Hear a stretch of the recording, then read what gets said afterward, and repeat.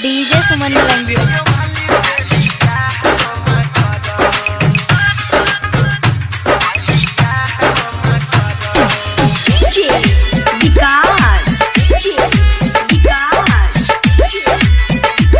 अभी आप सुन रहे हैं सुमन मलंगिया एंटरटेनमेंट के माध्यम से सीतामढ़ी।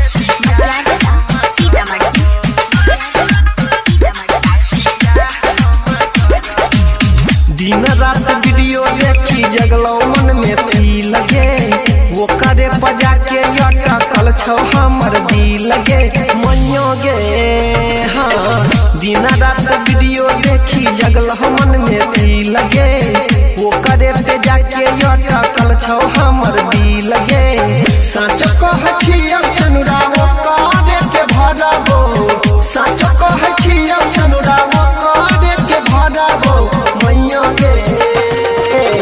दिगो वीडियो वाली से दिया है हम करबो, टिकटॉक वाली से दिया है हम करबो।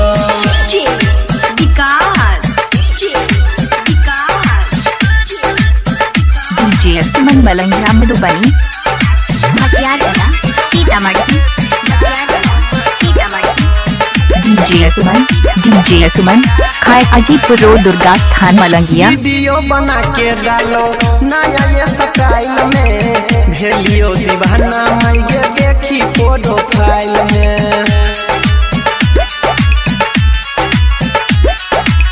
वीडियो बना के डालो नया ये स्टाइल में भेलियो दीवाना माइगे देखी प्रोफाइल में।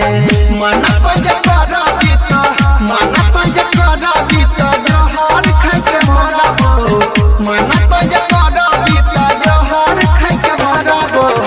टिकटॉक वाली से दिया है मैयो करबो, दिगो वीडियो वाली से दिया है मैयो करबो।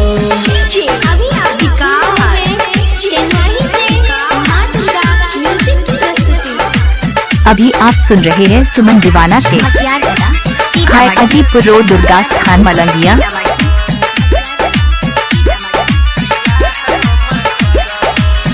यादव अनिल कहो बुझतनी बात के, बड़ा प्यार करिए क्रिया खा के कहियो माथ के।